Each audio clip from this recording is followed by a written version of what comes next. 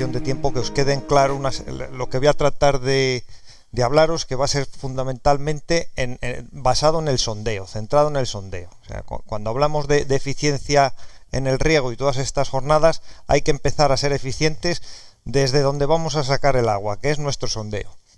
Entonces, bueno, pues os voy a hablar primeramente, por así decir, por la vida del sondeo. Vamos a hablar del inicio del sondeo, cómo tenemos que hacer ese sondeo para que sea eficiente, qué materiales debemos de emplear para tratar de hacer el menor mantenimiento posible en ese sondeo, y luego, bueno, el envejecimiento del sondeo, que hay una serie de factores que afectan a las tuberías que nosotros tenemos en el sondeo. Y también, si nos da tiempo, pues hablaremos un poco de cómo podemos rejuvenecer ese sondeo. Entonces, hablamos primero del control de calidad en sondeos para captación de aguas subterráneas. Nosotros, cuando contratamos la perforación, aparte de los permisos a la Confederación, obtenemos la correspondiente concesión, hablamos con la empresa de perforación y le encargamos que nos ejecute un sondeo. Aceptamos el presupuesto y no nos preocupamos más de eso.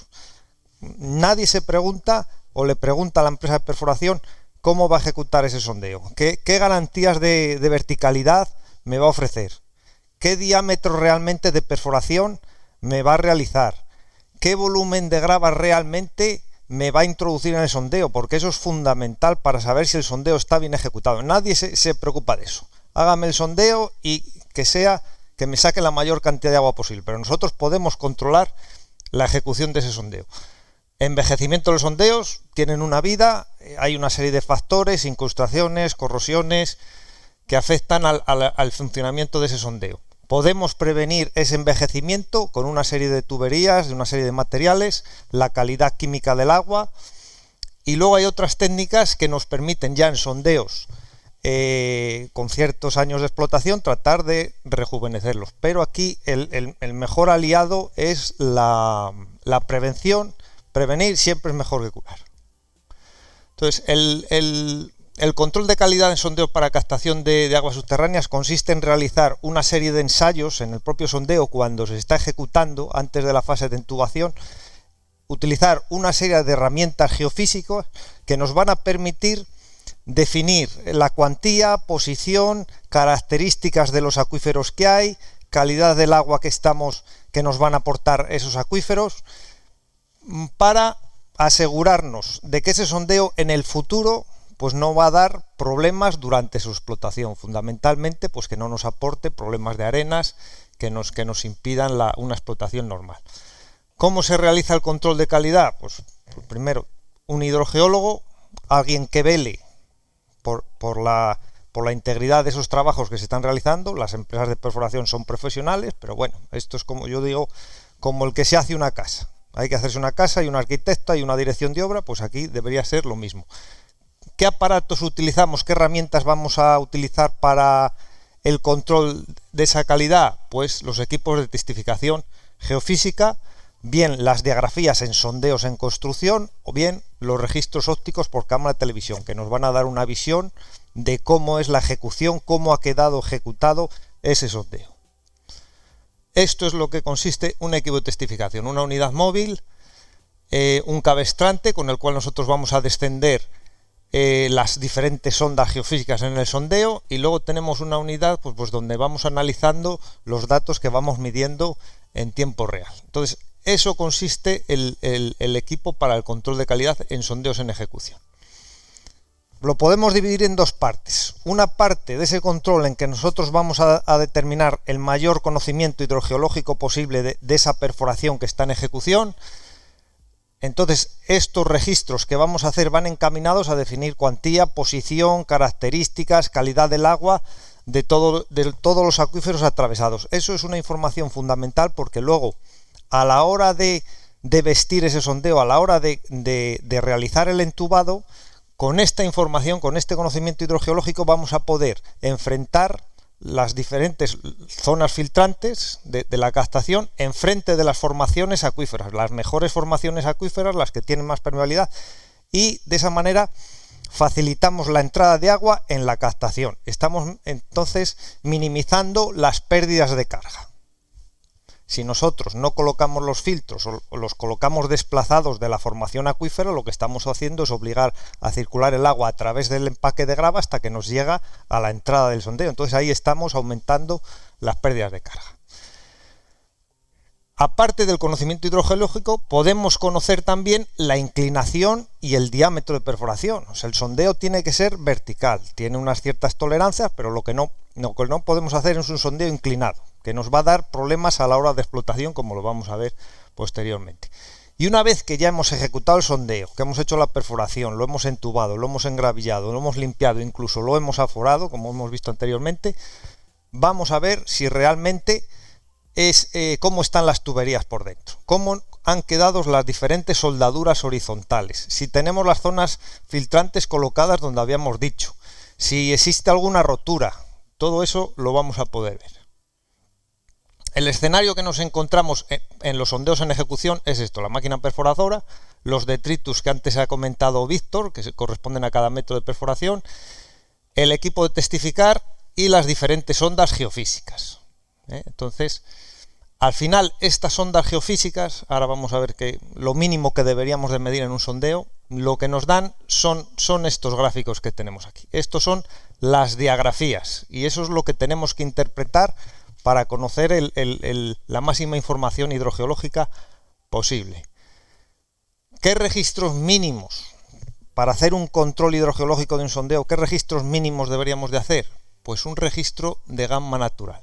Esta es una sonda que nosotros introducimos y nos discrimina perfectamente dónde están las capas de arena con las de arcillas, con lo cual ya vamos identificando los diferentes acuíferos. El registro gamma natural es porque es una sonda que lleva un detector de partículas gamma, porque las arcillas tienen en su composición potasio 40, que de manera natural emite radiactividad, entonces nos discrimina perfectamente entre arenas y gravas. Eléctricos, una sonda que lo que hace es introducir corriente eléctrica en el terreno. Las arcillas conducen mejor la corriente eléctrica, son una resistividad muy baja. Las arenas conducen mal, tenemos resistividades muy altas. Luego es otro parámetro que ya nos pone en contraste las capas de arcillas con las capas de arena. También nos dan información, al ser eléctricos, de la calidad de agua que pueden tener esos acuíferos, porque en un medio poroso, aparte de la granulometría, arcillas o arenas, lo que condiciona que la corriente se pueda conducir mejor o peor a través de un medio poroso es el agua.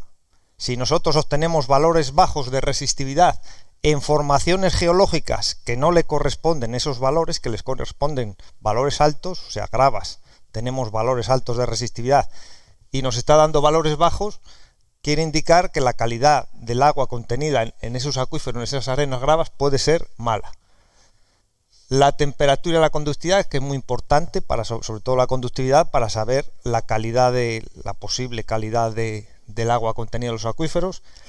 La inclinación, fundamental, y el diámetro de perforación, porque el diámetro de perforación, en función del diámetro de intubación que tengamos, nos condiciona, sobre todo en los sondeos hechos a circulación inversa en terrenos detríticos, el empaque de grava que nosotros vamos a meter, el elemento filtrante que nos separa la tubería de la formación acuífera, lo que impide la entrada de arenas al sondeo.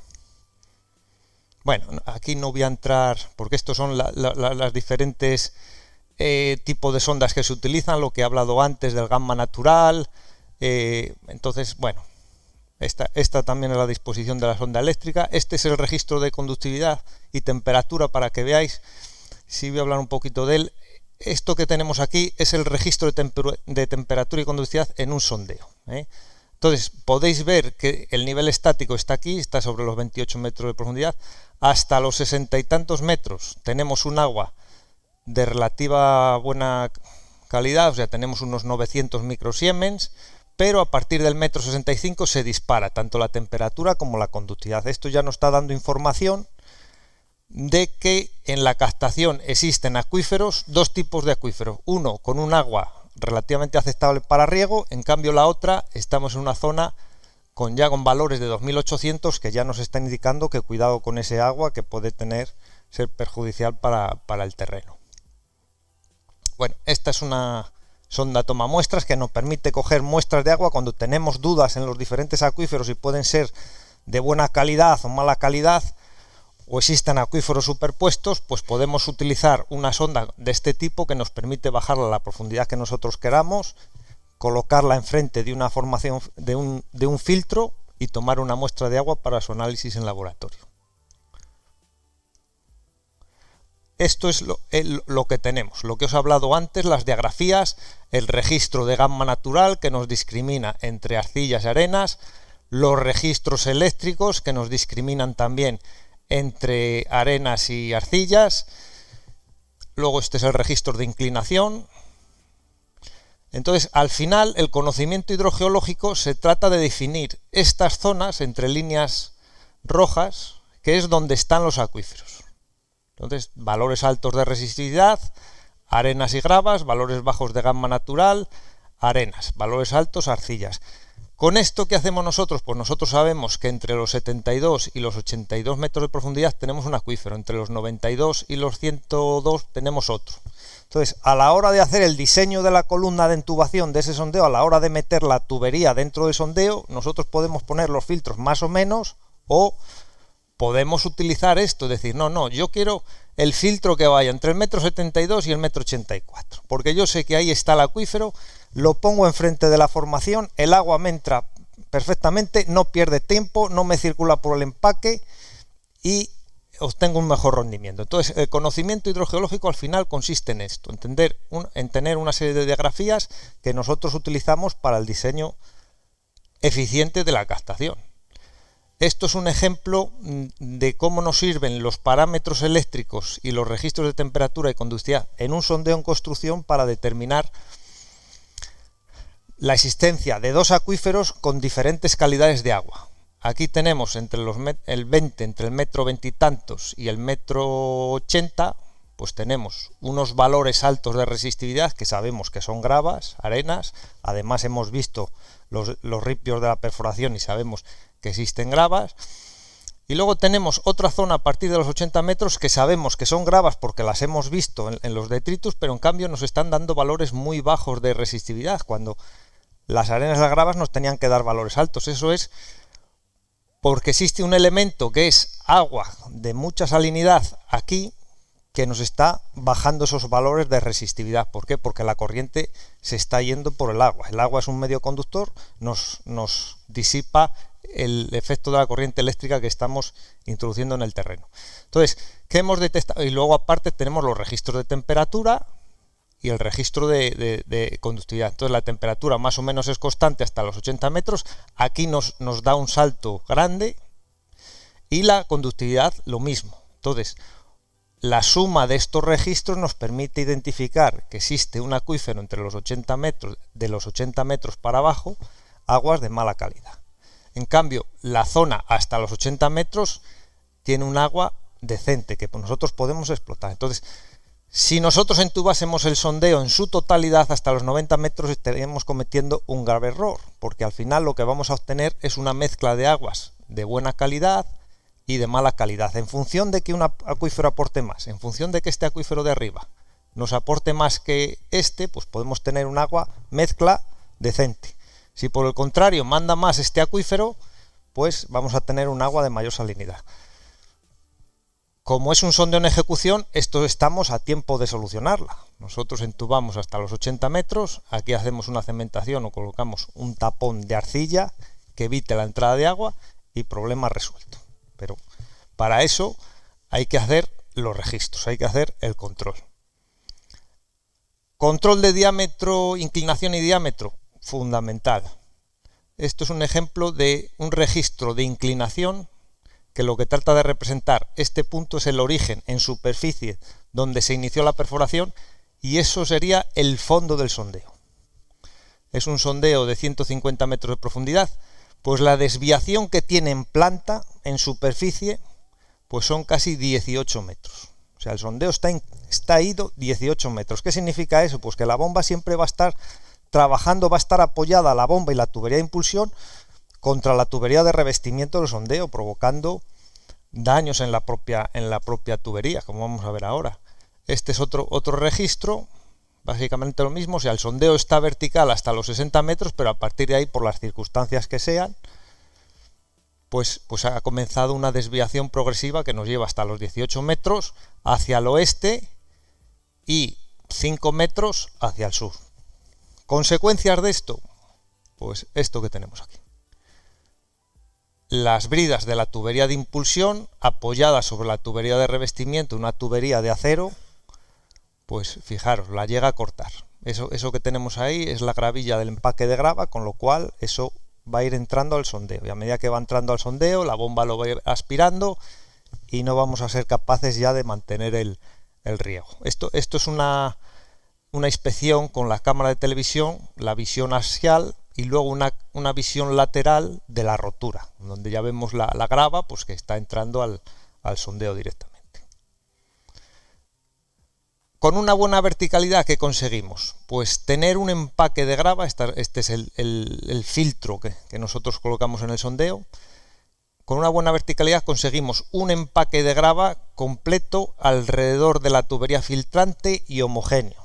Entonces, es la finalidad de ese empaque es separarnos, es la formación acuífera, que es estas arenas más finas que tenemos aquí, de la tubería de revestimiento, y nos hace de filtro, evita que esas arenas nos entren hacia la captación. Si esto no estuviese vertical, pues esta tubería estaría inclinada, ese empaque de grava no sería homogéneo, estaría repartido de forma desigual, incluso a lo mejor la propia formación acuífera estaría en contacto directo con la zona filtrante, con lo cual es muy fácil que nos entren las arenas cuando nosotros iniciemos el bombeo. Esta tabla trata de reflejar los diámetros de las tuberías de revestimiento.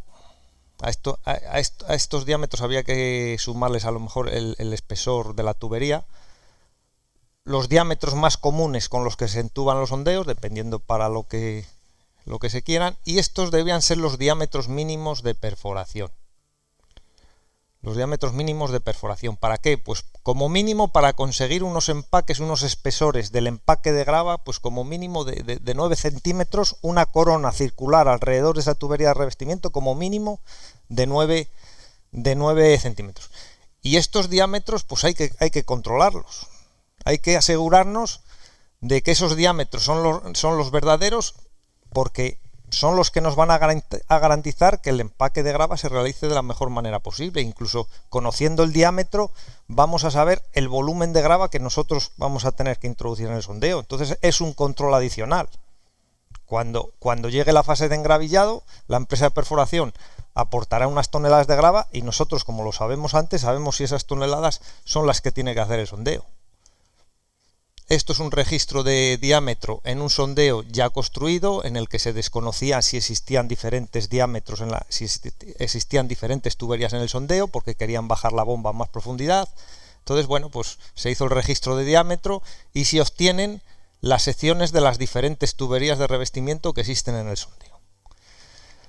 Este otro de aquí es un registro de diámetro en un sondeo en construcción. Las líneas de trazo negras reflejan lo que es el diámetro de perforación, que si os fijáis hace una especie de embudo. ¿Por qué? Porque la herramienta de perforación se va gastando, o sea, el diámetro no se mantiene constante, sino se va gastando, entonces disminuye un poquito, y luego veis que existen zonas donde el diámetro aumenta bruscamente. Eso es porque durante la perforación las paredes del sondeo se van cayendo, y al final pues obtenemos el diámetro de perforación más la caída. Esto luego viene bien al sondeo porque todo ese espacio, sobre todo aquí, esta zona es una zona de arenas y entonces va a hacer más grava de la cuenta, o sea que vamos a tener más empaque filtrante. ¿Cómo podemos hacer el control también? Mediante los registros de cámara por televisión. Pues nada, consiste en introducir una cámara en el interior del sondeo, una cámara que tiene una visión lateral y una visión axial. Lleva una cámara aquí y otra cámara lateral que pueden girar los 360 grados. ¿Cuándo podemos utilizar estos registros? Pues cuando no tenemos información en el sondeo. Cuando hemos comprado una finca y resulta que la finca tiene 2 sondeos, ¿y qué hacemos con el sondeo? Metemos una bomba y miramos a ver qué pasa, dónde la metemos. Cuando no tenemos información, lo mejor es ver ese sondeo y ver cómo está el estado de conservación. Lo podemos utilizar como control final de la ejecución de un sondeo de nueva construcción, ver que todas las soldaduras están correctas, que la profundidad es la que nos han dicho. La podemos utilizar en sondeos para regeneración o arreglos de sondeos y también para la detección de objetos.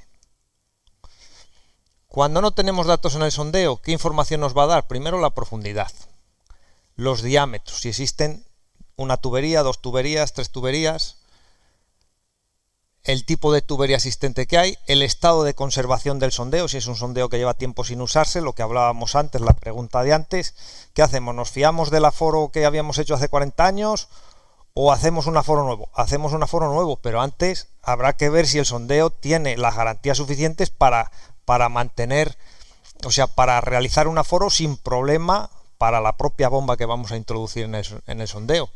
Nos sirven también para arreglos, para determinar el estado de conservación del sondeo y llevar trabajos de regeneración. Y luego también nos permite pues, conocer la calidad química porque podemos introducir las ondas de temperatura, conductividad o tomamuestras. En el control de la ejecución de la perforación como control de calidad, la profundidad. Vamos a conocer la profundidad final, el control de las soldaduras. Que la posición de las zonas filtrantes sea la que nosotros hayamos dicho con los registros de gráficos, porque si hemos dado la columna de intubación y luego se han equivocado y han quedado los filtros donde no dijimos, pues no hemos hecho nada. Que no haya aplastamientos, que no existan roturas en la tubería. Entonces, el nivel estático nos lo dice, esta es una fotografía del nivel estático, el fondo del sondeo, control de la ejecución de las soldaduras, un tubo mal refrentado, no es que esté mal. Ahí el tubo no se colocó bien, con lo cual, si a esto le unimos inclinación al sondeo, el día de mañana cuando vayamos a sacar la bomba, pues vamos a tener problemas, las bridas se nos van a enganchar, el cable se nos puede rozar, una soldadura horizontal que está rota. Aplastamientos en el sondeo, un sondeo de reciente construcción, pues con un filtro puentecillo, pues aplastado. Ahí fueron a meter la bomba y la bomba ya, al hacer el aforo, ya no bajaba. Otro sondeo ya un poco más antiguo también con problemas de aplastamiento, una soldadura horizontal rota y dislocada y luego ya roturas en la tubería de revestimiento. También ¿para qué nos sirve ese registro? Pues para determinar el grado de limpieza, lo que ha dicho antes Víctor, cuando se termina el sondeo hay que extraer los lodos y luego se hace el aforo, pues nos permite determinar si los trabajos de limpieza y aforo han sido efectivos. Esto es una zona filtrante de puentecillo que está completamente limpia, no tiene restos de lodo perforación. Esto es un filtro Johnson, esto está completamente colmatado de lodo de perforación. Aquí los trabajos de limpieza y de aforo no fueron buenos, o a lo mejor es que esta zona filtrante está colocada en una zona del acuífero que es pobre y durante los trabajos de limpieza no ha conseguido limpiarse suficientemente, y este es el mismo filtro en otro sondeo. Ahora sí, ahora lo tenemos completamente limpio. Bueno, esto son vídeos, pero bueno, no me quiero, porque veáis un poco, tampoco me quiero entretener mucho,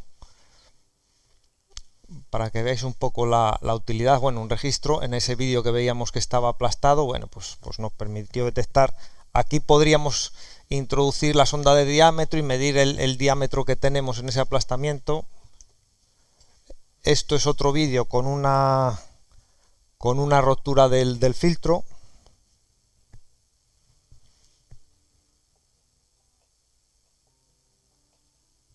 Bueno, es para que veáis las aplicaciones de la cámara.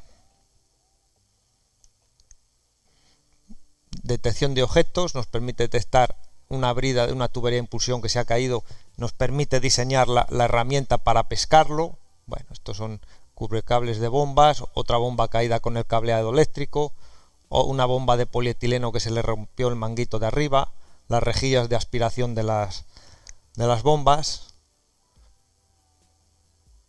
Bueno, no, vamos a pasarla. Envejecimiento del sondeo, o sea, hemos hablado de la construcción, cómo lo debemos de hacer,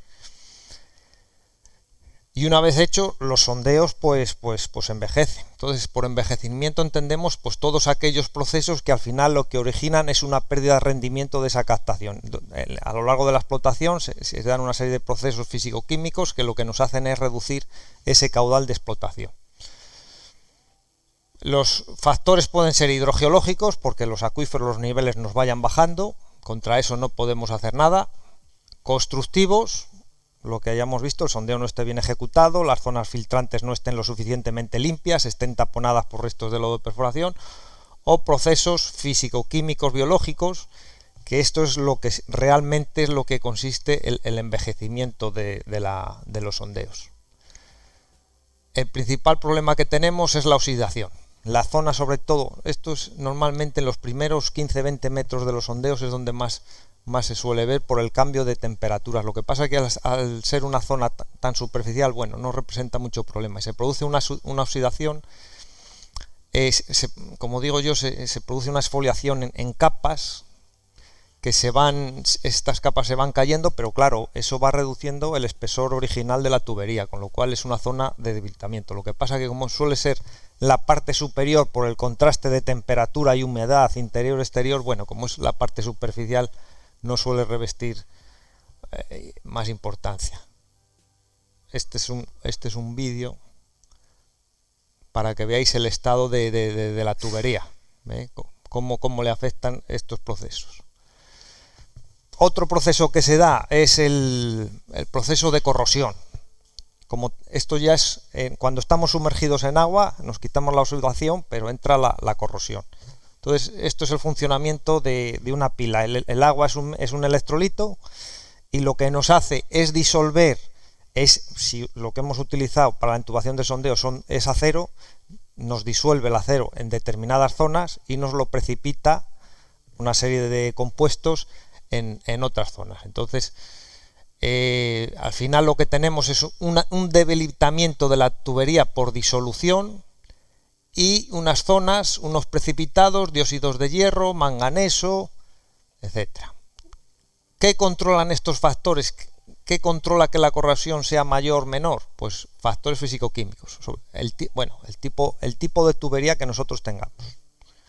El pH del agua. La concentración de oxígeno que exista en el agua. Conductividad eléctrica del agua, la cantidad de sales que tengamos. Temperatura del agua. A mayor concentración de oxígeno, mayor cantidad de sales y mayor temperatura, pues tenemos más facilidad para que se desarrollen estos tipos de procesos. Esa es la corrosión física, por así decir, pero ese fenómeno se puede ver acentuada por la existencia de bacterias. Entonces, las bacterias ayudan a que se produzca también esa corrosión. Existen en el agua, existen bacterias normalmente sulforreductoras, que lo que hacen es ayudar a esa corrosión. Normalmente tratan de reducir el sulfato, lo pasan a sulfuro de hidrógeno. Como también tenemos hierro, si lo que hemos entubado el sondeo con acero al carbono, tenemos hierro, bueno, pues ese sulfuro de hidrógeno se combina con el hierro, nos da sulfuro de hierro y luego también podemos tener precipitados de óxido férrico. En resumen, que se nos generan una serie de depósitos adheridos a la tubería, pero sobre todo lo que nos interesa a nosotros son los de las zonas filtrantes, porque nos van haciendo colmatación de esas zonas filtrantes. Esto es un ejemplo de lo que es la corrosión en un sondeo. Fijaros, esta es tubería de revestimiento, esos son incrustaciones, esas burbujitas que veis, y esto aquí ha desaparecido la tubería, no tenemos tubería. Esta es la pared de la perforación y esto es la tubería original. O sea, para que veáis lo que es capaz de hacer el agua en la tubería. También tenemos procesos de incrustación química. Dependiendo de la calidad del agua, pues lo más frecuente es la incrustación por carbonatos. Esto está regulado por esta reacción, por la presión parcial del CO2 en el agua, hace que, como tenemos en el agua calcio y bicarbonato, en función de la concentración de CO2, esta reacción se desplaza en un sentido o en otro. Bueno, el resultado es un filtro de puentecillo, por así decir, nuevo, y un filtro de puentecillo totalmente incrustado. Ya veis que aquí prácticamente se aprecian muy mal las hendiduras de los puentes. O sea, ese está colmatado y por tanto entra menos agua de la original. Este es un vídeo de un filtro de puentecillo completamente incrustado por el desarrollo de precipitado de carbonato cálcico. Ahí no se llegan a observar las hendiduras, o sea, está completamente tapado.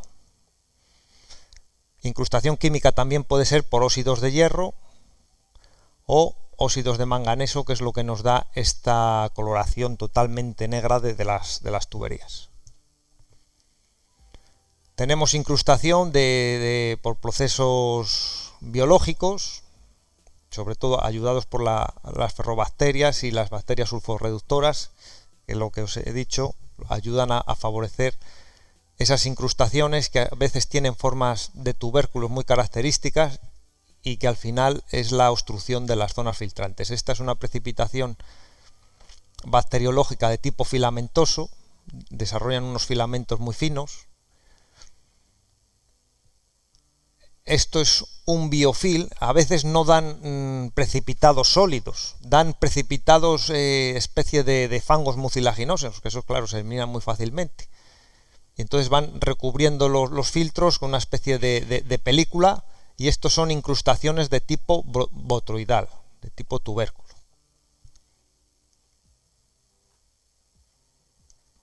Ese es un vídeo de las incrustaciones de tipo filamentoso en un filtro de puentecillo.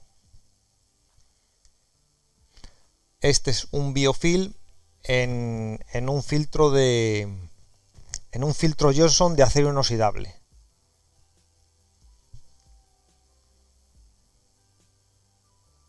Un recubrimiento, esto con una desinfección pues se elimina bastante de forma sencilla. Y esto es una incrustación de tipo botroidal, pues donde la zona filtrante está completamente taponada. Esto es importante, la prevención del envejecimiento. ¿Cómo podemos tratar de prevenir? O sea, es mejor prevenir que curar. Controlando los tipos de materiales que vamos a utilizar en el sondeo, el tipo de tuberías. Estos factores que hemos estado viendo, las incrustaciones, las corrosiones, están controladas por el pH, bicarbonatos, calcio, conductividad. Entonces, las aguas que tienen un pH menor de 7, altos contenidos en CO2 y con cierta salinidad, con residuos superiores a secos, pues tienen altos contenidos en oxígeno, favorecen los procesos de corrosión. Entonces, hay un índice, que es el índice de Ridnar, que nos discrimina si el agua es incrustante o corrosiva. Nosotros podemos calcular este índice para el agua, si existe una captación próxima antes de hacer el sondeo, calcular ese índice y saber el tipo de agua que vamos a tener, si va a ser incrustante o corrosiva, y con eso diseñar la tubería que nosotros vamos a utilizar. Entonces, este índice nos habla de la relación de un pH de equilibrio que nosotros vamos a calcular y el pH del agua. En función de ese índice, pues vamos a tener muy incrustante, moderadamente incrustante, corrosiva, muy corrosiva. El índice es fácil de calcular, porque a partir de un análisis químico donde conozcamos la alcalinidad TAC, la temperatura del agua, podemos deducir a partir de las curvas de Tillmans y Medinger, pues el pH de equilibrio. Lo podemos calcular de esa manera o lo podemos calcular de esta otra forma, también conociendo la concentración, la alcalinidad TAC, la concentración de calcio y el residuo seco. Entonces, al final lo que obtenemos es el pH de equilibrio, que nos lo llevamos al índice de Ridnar y sabemos el tipo de agua que tenemos. ¿Para qué nos sirve esto? Pues para hacer una discriminación entre los tipos de tuberías. Entonces, tuberías de plástico, índice de Ridnar, nos valen entre 7 y 18. Cuando tengamos un agua que nos dé un índice de Ridnar con estos valores, podemos elegir el tipo de tubería. Entonces, lo que pasa en aguas subterráneas, es frecuente la utilización de tuberías de plástico, lo más normal es acero al carbono, e inoxidable pues es muy específico, pero bueno, que nosotros sepamos, a lo mejor nos interesa a la hora de hacer un sondeo nuevo, en lugar de a los 15 años plantearnos la regeneración de ese sondeo, igual nos interesa invertir un poco más y hacer un sondeo en PVC que no en acero al carbono. De esa manera nos aseguramos que el sondeo va a ser, por así decir, libre de mantenimiento. Lo que os decía, las tuberías más frecuentes son de acero al carbono, tuberías de PVC. Lo que pasa es que estas tuberías de PVC son específicas, son tuberías roscadas, tienen una limitación que es la resistencia. Entonces, bueno, dependiendo del tipo de sondeo que vaya a ser y la profundidad, las podremos utilizar o no. Y luego el acero inoxidable, que el problema que tiene pues es bastante costoso. Esto es un ejemplo de una tubería ciega de acero al carbono con su filtro puentecillo. Una tubería de PVC roscada, eso que se ve ahí es la unión roscada de la tubería. El filtro que ya viene fabricado de fábrica con su apertura de 1 milímetro, 1,5 milímetros, 2 milímetros, lo que queramos, pero ya son filtros específicos y tubería específica para sondeos. Tuberías, bueno, aquí tenemos acero inoxidable, tubería ciega de acero inoxidable, filtro Johnson, filtro de puentecillo también en acero inoxidable.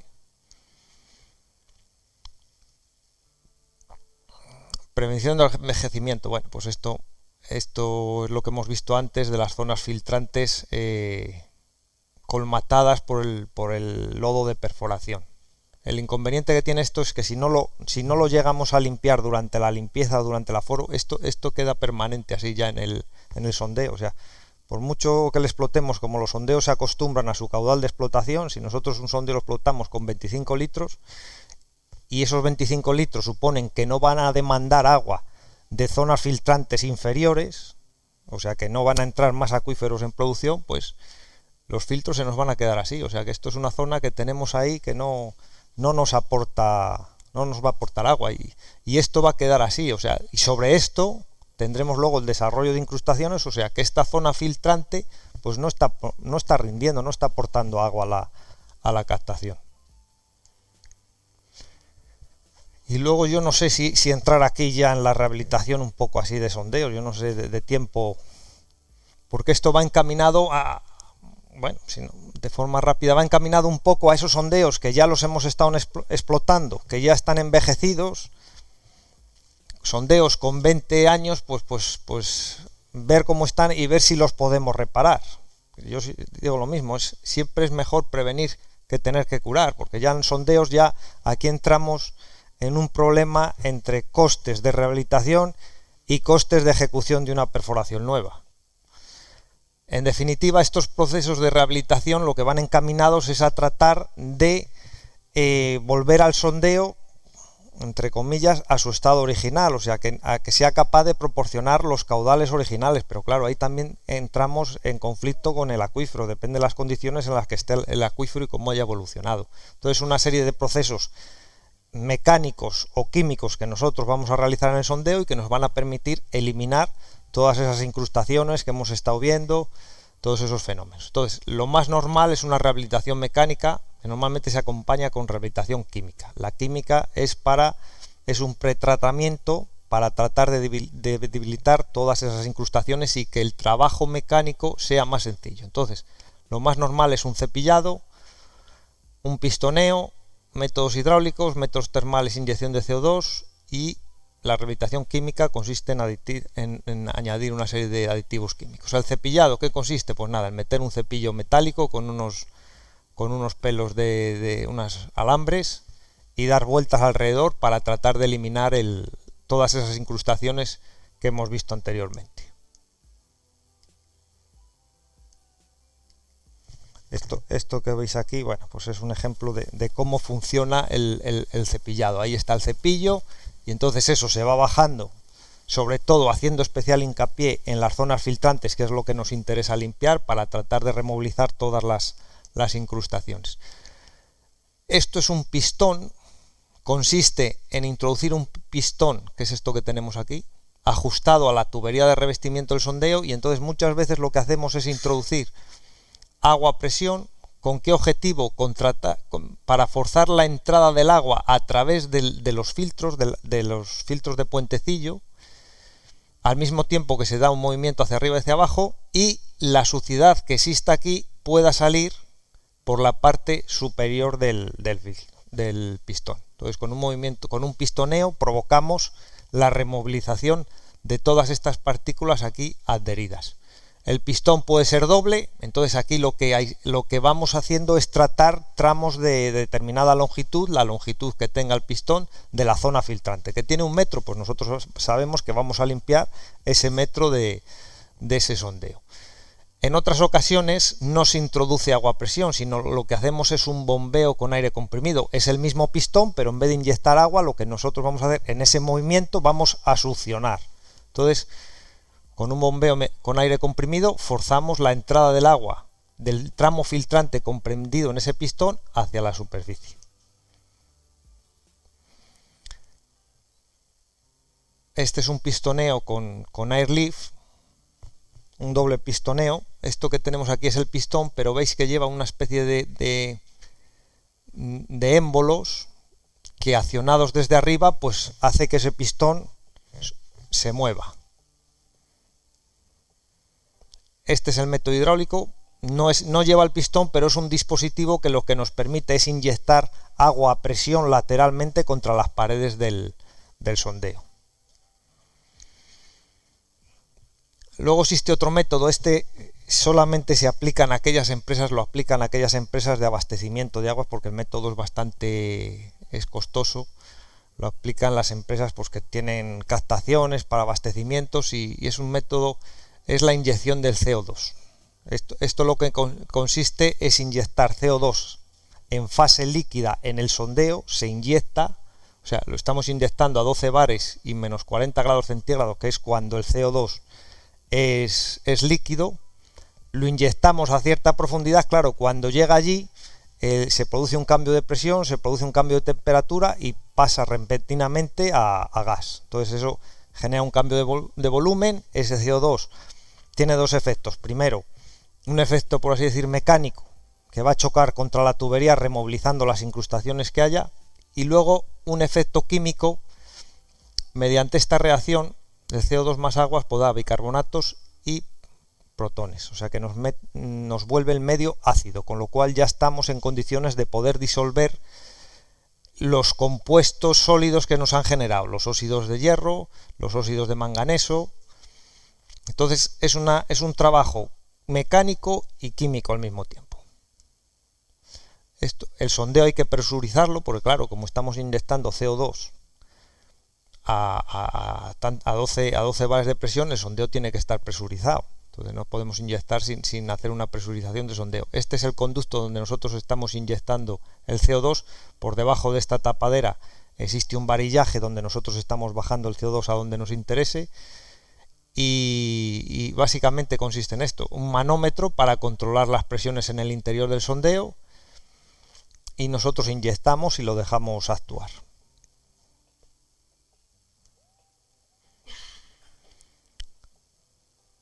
La rehabilitación química consiste en utilizar un aditivo que nos volver el medio con unos pHs más ácidos para tratar de disolver los compuestos, los hidróxidos de hierro, manganeso, mediante ese medio mucho más ácido, porque se disuelven mediante estas reacciones químicas. Los compuestos de calcio, los precipitados de calcio, esos son muy fáciles de tratar, porque con cualquier ácido también pues se disuelven rápidamente. Los compuestos utilizados tradicionalmente, pues el ácido clorhídrico. Lo que pasa es que es un ácido demasiado fuerte y tiene el problema de atacarnos las tuberías, nos puede corroer las tuberías. Es más utilizado para el desarrollo en formaciones carbonatadas. Este sí se suele usar, el ácido sulfámico, porque es un ácido muy fácil de transportar, viene en sacos, entonces nosotros en superficie podemos hacer la dosificación que queramos, se trabaja bastante bien. Y bueno, pues otra serie de ácidos como el ácido acético, todos ellos encaminados sobre todo a la disolución de los compuestos de hierro y manganeso. ¿Qué pasa? Que luego cada fabricante, hay multitud de casas que fabrican sus propios productos. Todos estos productos son para el tratamiento y la regeneración de sondeos, para tratar de eliminar esos compuestos de hierro, manganeso. Entonces, cada fabricante, esta es una tabla realizada con los diferentes productos de cada fabricante, cada uno llama a su producto pues como le parece, pero la finalidad es esa, es tratar de buscar una serie de productos que nos favorezca la eliminación de esas incrustaciones. Esto que tenéis aquí es un ejemplo que yo creo es, como digo, es mejor prevenir que tener que curar. Esto está tomado de una casa de estos fabricantes. Entonces, trata de demostrar la evolución del sondeo, la explotación del sondeo a lo largo de los años. Comienzan a aparecer una serie de incrustaciones. Esto hace que los niveles bajen, tengamos peor rendimiento de la captación, y al final lo que tenemos son las rejillas, las zonas filtrantes del sondeo totalmente incrustadas. Bueno, pues con los aditivos que nos dice esta gente en función de la dosificación, el volumen de agua que tengamos en el sondeo, pues se trata de hacer una inyección y una circulación cerrada. O sea, lo que estamos inyectando lo estamos sacando, lo estamos volviendo a inyectar, con el objetivo de tratar de conseguir eliminar estas incrustaciones de las zonas filtrantes.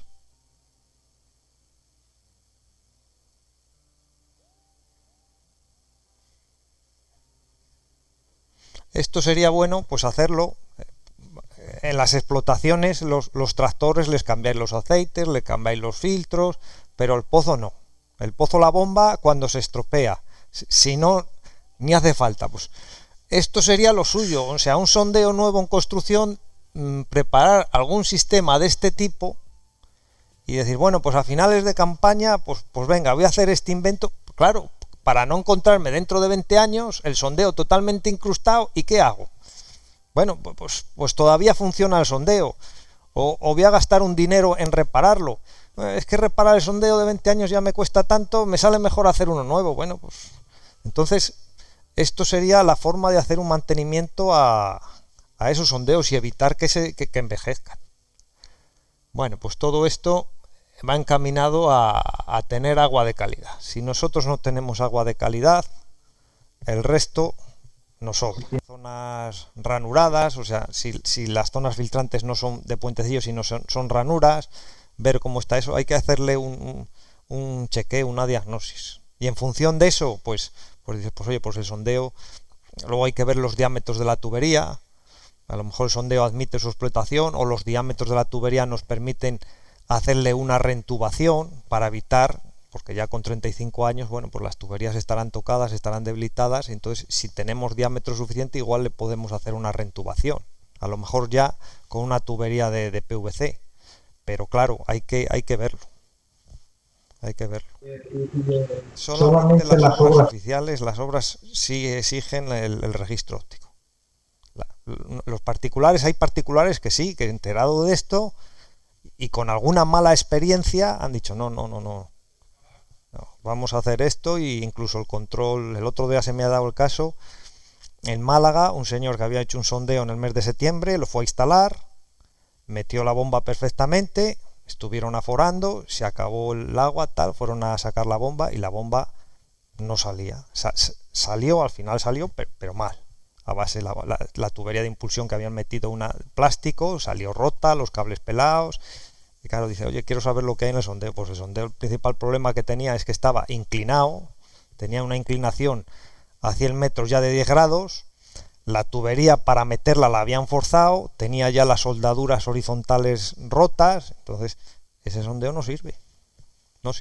Entonces el hombre ha hecho una inversión, el sondeo estaba apagado y hay que hacer otro. Lo suyo es mirarlo primero y ver cómo está. Entonces, viendo el estado en que está, lo segundo sería hacer un aforo, ver realmente el caudal que nos puede proporcionar. Y entonces ahí ya conocemos el estado y el caudal. Y ahí ya podremos tomar una decisión de decir, pues mira, el sondeo, los años que tiene, por la calidad del agua, bueno, pues la tubería está aceptable, pues vamos a poder utilizarlo, pues no sé, pues de 5, 6, 7, 8, 9 años.